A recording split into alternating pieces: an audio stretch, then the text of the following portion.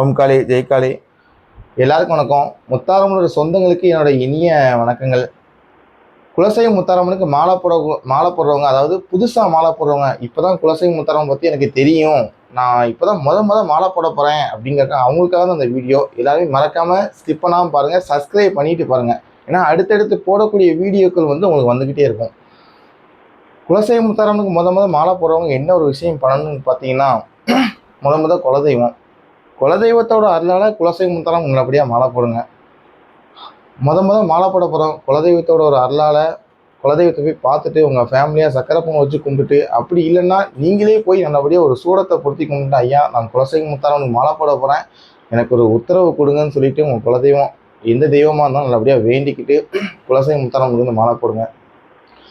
வருஷம் மாலை போடுறவங்க முத்தாரம்மனோட சன்னிதானத்தில் போய் போடணும்னு நினைப்பீங்க. உள்ளூரில் உள்ளவங்களுக்கு ஓகே, இந்த லோக்கல் 100 கிலோமீட்டர் சம்திங்கில் போட்டுருவாங்க.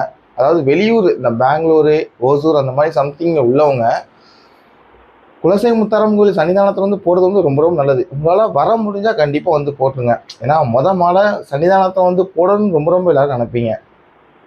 வர முடியாதவங்க ஒரு 2 நாள் 3 நாள் ட்ராவல் ஆகும்னு நினைக்கிறவங்க பக்கத்து கடையிலேயே ஏதாவது நல்லபடியாக மாலை வாங்கி உங்களோட வீட்டு முத்தாரம்மன் ஃபோட்டோ முன்னாடி வச்சு, உங்கள் குலதெய்வத்து முன்னாடி நல்லபடியாக வச்சு, ஏதாவது அம்மன் கோயிலில் போய் நல்லபடியாக முத்தாரம்மன் நினச்சி மாலை போடுங்க.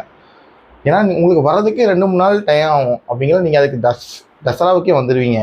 இப்படி ஒரு சில சூழ்நிலை இருக்கும்போது நம்ம அழகாக நம்ம ஊர்லேயே நல்லபடியாக குலசைவ முத்தாரம்மனுக்கு மாலை போட்டுடலாம். மாலை போட்டு நல்லபடியாக உங்களோட வீடு வாசலும் நல்லபடியாக க்ளீனாக வைங்க. செவ்வாய் வெள்ளி ஆனிச்சுன்னா முத்தாரம்மனுக்கு சக்கரை பொங்கல், அதாவது உங்களால் முடிஞ்சது சக்கரை பொங்கல் வைக்கலாம். ஒரு கல்கண்டு வச்சா கூட முத்தாரம்மன் ஏற்றுக்குவாங்க. நம்ம பெரிய லெவலெல்லாம் பூஜை பண்ணணும்னு ஒன்றுமே இல்லை.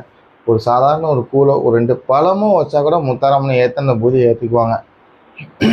நல்லபடியாக குலசைவ முத்தாரம்மனுக்கு எல்லாருக்கும் நல்லபடியாக மாலை போடுங்க. நம்மளோட ஐடியை சப்ஸ்கிரைப் பண்ணி வச்சுக்கோங்க.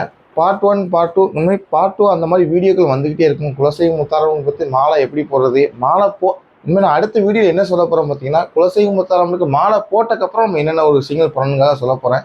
எல்லாருமே இந்த வீடியோ கடைசி வரைக்கும் பாருங்கள். அடுத்த வீடியோ வரதுக்காக வெயிட் பண்ணுங்கள். அடுத்த வீடியோ கூடிய சீக்கிரத்திலே வரும், சரிங்களா? ஓம் காளி ஜெய் காளி. முத்தாரம்மா.